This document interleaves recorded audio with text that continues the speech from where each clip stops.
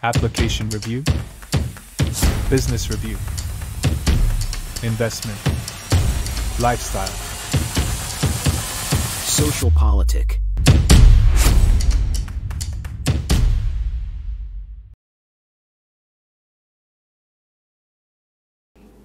Halo Bapak Ibu, saudara-saudari sekalian, lovers and haters, salam cerdas Indonesiaku. Jumpa lagi kita pada kesempatan kali ini. Bagi Anda yang belum subscribe channel saya, silakan subscribe channel saya, tekan loncengnya agar Anda dapat notifikasi setiap kali saya mengupload video-video saya. Oke, kali ini saya membahas perkembangan dari pengumuman real count ya hari terakhir di KPU, yang mana hari-hari sebelumnya di demo biasa itu ya. Nah, menarik dari keputusan KPU ya sudah diduga, yaitu sudah ditentukan, ya bukan ditentukan lah, diputuskan ya sesuai dari hasil quick count ya, tidak meleset jauh di sekitar situ-situ saja. Kalau di sebelumnya Anda lihat di media sosial, Ganjar seakan-akan dapat 17, sekian persen, dan sekarang yang diumumkan tetap 16, sekian persen, itu kan bisa saja memancing, tuh kan harusnya naik, kan waktu itu 17, itu Anda dibohongin sama hoax gitu ya. Sudah, Anda percaya sama pengumuman KPU. Kalau Anda nggak percaya, kalau Anda ini misalnya memilih paslon 01 atau paslon 03, biarkan mereka gugat aja ke MK. Anda nggak usah pusing. Anda nggak usah mangkel, sakit hati, ya udah nanti kena lever loh. Oke, sebelum saya bahas ya, ini menarik ya, karena nanti kita lihat sebelumnya udah saya bahas juga kemarin, yaitu mengenai tim nasional Anies Mohaimin itu bubar. Kali ini bukan hanya bubar, pecah ya. Kenapa pecahnya? Makanya jangan di skip video saya supaya Anda mendapatkan pengertian yang utuh. Tapi sebelum itu ada baiknya kita simak ini video singkat 1 menit. Ini saya dapat dari media sosial juga mengenai perjalanan Prabowo ya. Dibikin singkat tapi padat ya. Anda nonton aja lah ya. Saya nggak mau komentar terlalu banyak. Nah ini dia. Kita lihat videonya. Sama nggak tanya begitu? Sama yang suruh sama. Saya tanya, kenapa saya harus diganti? Oh ini, beliau jawab waktu itu, ini permintaan mertua Anda, permintaan Pak Harto. Anda shock? Saya shock. I've been accused of surrounding the state palace. I've been accused of bombing churches. I've been accused of bombing mosques. You know, I mean, Which ones are true? none of them are true. It's a black campaign. It's character assassination. If you want to eliminate somebody, you have to destroy him. Sometimes physically, sometimes by reputation. Siapa yang suruh nanya?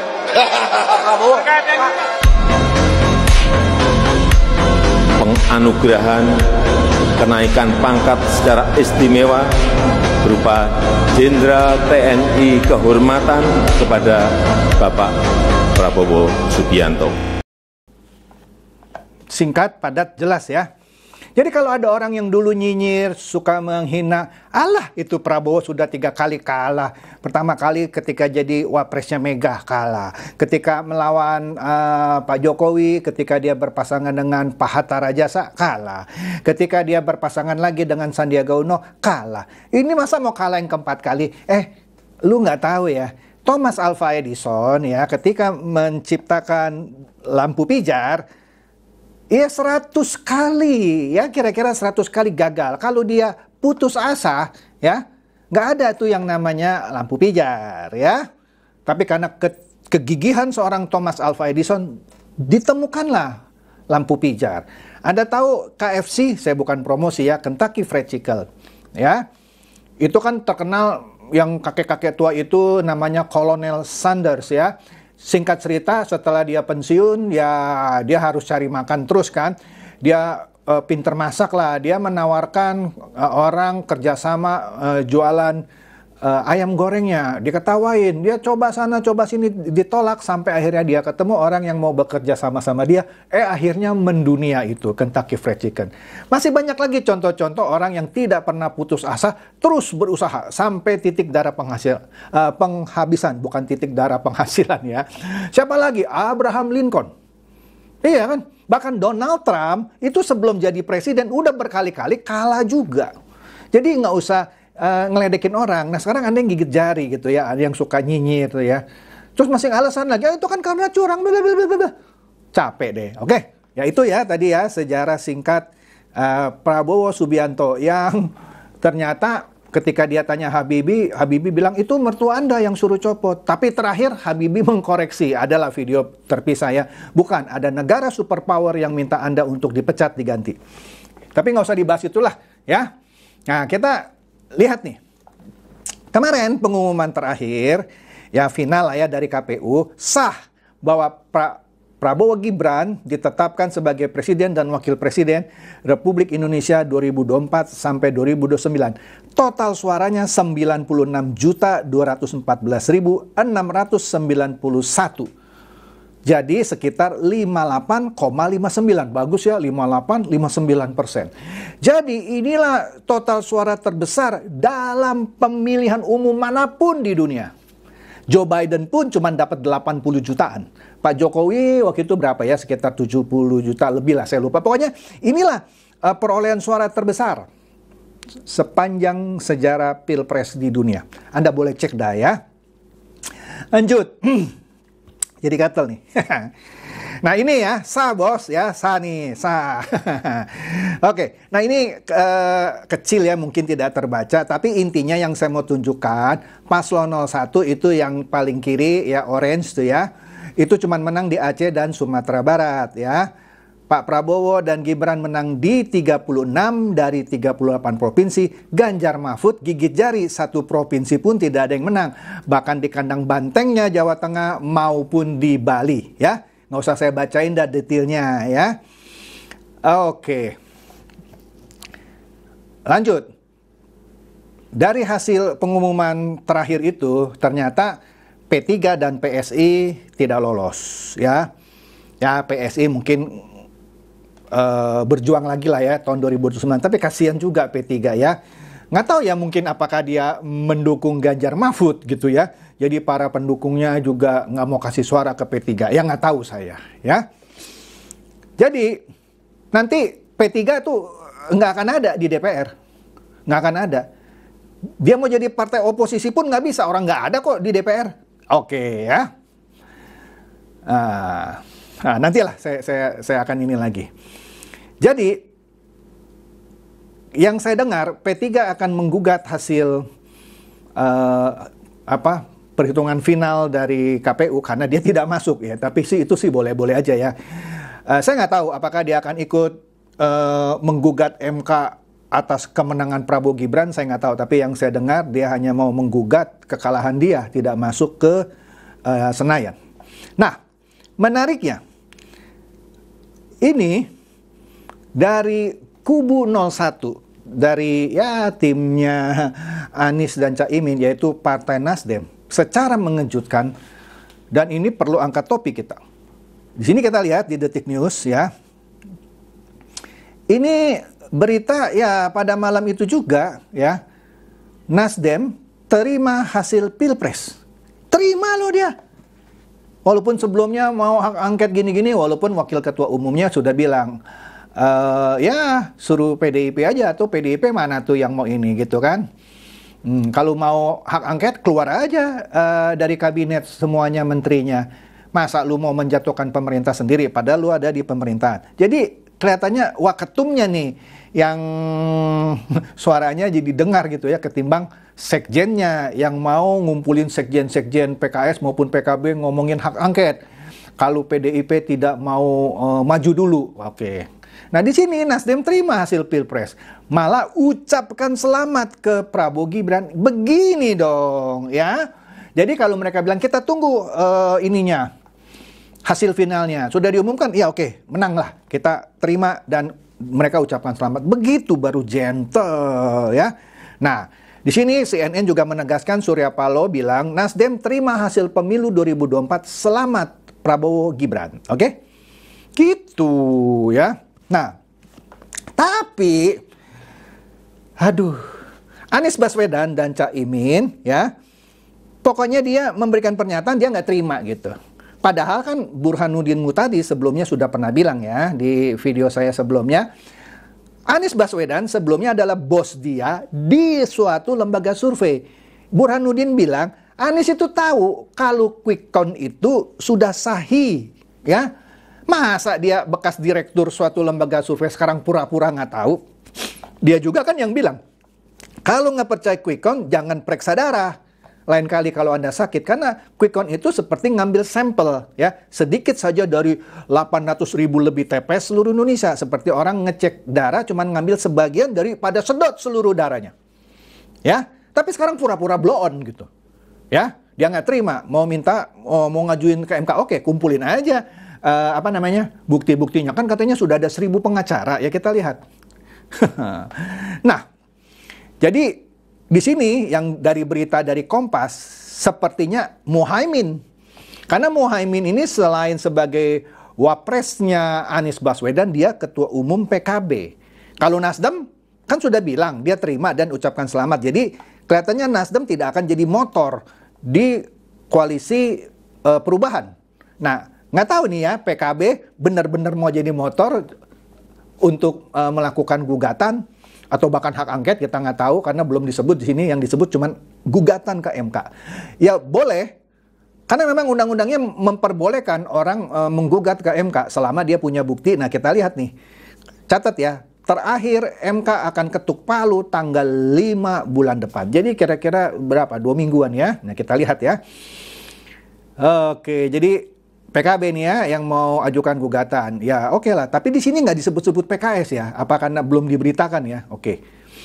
Nah, kan dari 3 partai di Koalisi Indonesia Perubahan, cuma Nasdem yang sudah ucapkan selamat, PKS dan PKB tidak. Bahkan PKB ketua umumnya tadi Muhaimin Iskandar mau mengajukan gugatan ke MK.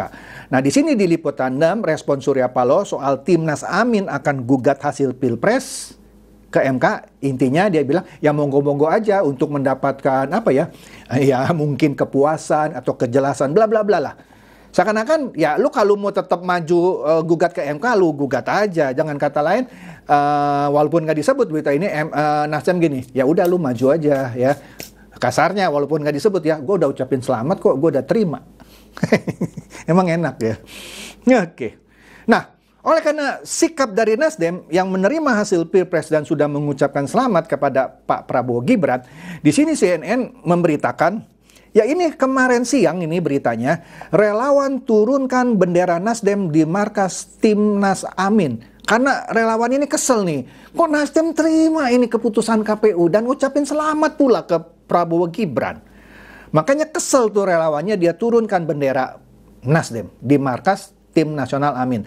Tapi akhirnya dinaikkan lagi sama relawan yang lain. Tapi lucu kan ya. Jadi ada yang kesel gitu ya, seakan-akan dia ditinggal sama Nasdem. Nah, ini kita lihat dari kumparan ya. Disebutkan amunisi gugatan. Kubu Anies Caimin minus Nasdem ya.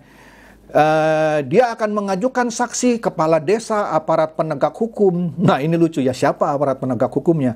Petugas KPPS dan masyarakat sipil. Oh, boleh-boleh aja, memang harus ada saksi. Nah, yang hebat nih, kubu Ganjar Mahfud, Kapolda dia mau ajukan. Nah, ini lucu ya, Kapoldanya siapa? Kita lihat ya, benar nggak dia ajukan Kapolda? Kapolda yang masih aktif atau yang sudah pensiun? Kita lihat. Nah, ini akan menarik. Tapi itu nantilah kita bahas ya. Karena ini bisa menjadi bumerang kembali. Tapi saya nggak mau terangkan dulu bumerang kembali kepada kubu Ganjar Mahfud apa. Ya, baik itu Kapolda yang masih aktif ataupun Kapolda yang sudah tidak aktif. Karena ada konsekuensi hukumnya. Nanti aja deh. Nah, pembuktian kecurangan. Nah, ini juga menggelikan. Putusan MK nomor 90 garis miring 2023 buka jalan Gibran jadi cawapres. Kemarin sudah saya tayangkan ya pendapatnya Bivitri yang menjadi salah satu aktor dari film kotor, yaitu Dirty Vote, ya film kotor kan menurut saya. Yang dia ngoceh panjang lebar, salah satu di film itu juga dibilang keputusan MK yang membuat Gibran jadi cawapres itulah politik dinasti bla bla bla. Padahal sebelumnya di tahun lalu dia bilang, oh bagus itu Gibran dengan itu bisa jadi maju jadi cawapres selama ada yang dukung. Tapi begitu di film ngomongnya lain lagi. Nah, menariknya lagi putusan MK dijadikan pembuktian kecurangan. Ini menggelikan sekali. Karena kan sebelumnya PDIP juga mengharapkan Gibran jadi wakilnya Ganjar kan. Tapi mereka sudah keburu mencalonkan Mahfud. Anies pun merasa cocok dengan Gibran dan waktu itu mengharapkan juga. Tapi nggak jadi karena dia bajak yang namanya Caimin. Baca dah berita-berita sebelumnya dan juga video-video saya. Jadi kalau dia pakai putusan MK ini yang buka jalan Gibran jadi cawapres, itu memuakan banget gitu ya. Pembagian bansos mempengaruhi preferensi pemilih. Bagaimana membuktikannya? Jangankan pilpres, pilkada pun ya, kalau ada kepala desanya atau yang bersaing di situ membagikan bansos, apakah Anda pikir itu langsung otomatis pilih dia? Bagaimana membuktikan? Kan harus bisa membuktikan kan? Curiga boleh, tapi buktinya mana? Dan pembagian bansos sudah saya terangkan bukan hanya pembagian beras saja, itu subsidi listrik, subsidi BBM, itu juga bansos. Lagian kan banyak video-video ya, pembagian beras dari PDIP, dari PKB, dari PKS ada. Nah, yang bagi bansos siapa? Ya partai-partai itu semua juga bagi-bagi bansos. Sekarang pertanyaan saya, kalau PDIP bagi-bagi beras kepada beberapa orang, apa mereka otomatis pilih Ganjar Mahfud? Bisa saja tetap pilih Prabowo. Dari mana membuktikan kalau PDIP bagi bansos, itu pasti pilih Ganjar? Nah, kalau dia mempermasalahkan itu, mereka juga melakukan hal yang sama. Malah jelas kok, dengan label kantongnya maksud saya, ada gambar Ganjar Mahfud, ada lambang logo partai. Lah kalau bansos dari pemerintah nggak ada. Aduh. Kemudian politik uang, satu orang 1 sampai 2 juta mungkin ada ya, setiap partai pun ada. Ya tinggal dibuktiin aja ya. Nah, di sini dikatakan survei jadi alat membangun opini publik. Astaga, Nis, lu kan bekas jadi direktur lembaga survei. Dari mana lu bilang survei jadi alat membangun opini publik? Pertanyaan saya, hasil survei kira-kira cocok nggak dengan hasil quick count dan kira-kira cocok dengan hasil akhir? Seperti itu kira-kira. Kan ada margin of error. Jadi gimana lu Nis yang katanya pernah jadi direktur lembaga survei? Diketawain lu sama anak buah lu, bekas anak buah lu, Burhanuddin Mutadi. Kemudian kalau kubu Ganjar Mahfud bilang amunisinya mobilisasi aparat. Wah, gugatannya apa? Pungutan suara diulang, diskualifikasi 02. Pret, dari mana lu suruh diskualifikasi? Udah deh, capek ketemu sama orang-orang kayak begini. Ya? Aduh. Nah, sekarang kita lihat lagi nih yang ringan dan yang lucu lagi ya. Nah, akhirnya dari semua itu Nasdem kan sebenarnya kita akan menyongsong pilkada. Ya November lah ya, walaupun pemerintah mau majukan September, kemudian di Tenggarai itu mau politisasi lagi, ya oke lah, kita bilang November aja. Nah, waktu itu kan banyak yang bilang kalau Anies kalah di Pilpres dia akan maju sebagai cagup DKI lagi. Nah, sekarang Nasdem bilang Surya Paloh lebih mendukung Saroni, kadernya sendiri dari Nasdem, ketimbang Anies di Pilgub DKI. Ya, saya nggak mau panjang lebar kan ya. Pokoknya intinya, mungkin Nasdem, saya nggak tahu. Aduh, kalau pilih Anies lagi jadi cagup, nguntung nggak buat saya? Mendingan kader gue deh, kader gue juga ada yang bagus mungkin ya. Tapi penjelasannya diplomatis ya. Ya saya nggak tahu apakah Pak Saroni bersedia atau enggak. Pasti bersedia lah. Kita nggak tahu ya. Seru nanti pilkada DKI ya. Jadi Bapak Ibu, saudara-saudari sekian, saudara-saudari sekalian maksud saya. Inilah politik yang paling, bukan politik yang paling ya, pemilu yang paling seru dan paling lucu sedunia ya, sedunia. Kalau dulu ya, saya bukan belain Pak Prabowo ya, ketika Pak Prabowo kalah 2 kali di Pilpres dan dia gugat, walaupun orang mencela, saya masih melihat begini, itu bedanya sekitar 5-10%, agak bisa dipertentangkan gitu ya. Kalau ini selisihnya misalnya Ganjar Mahfud lah, 16 terhadap 58. Berapa? 42% coy. Lu mau bilang curang, lu bisa buktiin nggak? Nah, yang Anies 24 terhadap 58, ya, berapa persen? 34%. Lu tambahin berdua aja masih di bawah 58. Udah ada 2 digabung deh. Kalau menang, misalnya Anies yang jadi presiden, Ganjar jadi wapres, lu gabung dong 22 tuh. Masih kalah dari 58. Berapa? 42-an, 42 kurang, 41 sekian. Nggak menang juga. Astaga. Minta didiskualifikasi supaya paslon 1 lawan paslon 3 aja. Dari mana lu atoran? Dari Hong Kong. Aduh.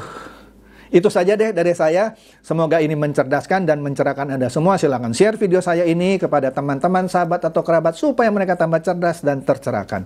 Seperti biasa, terima kasih.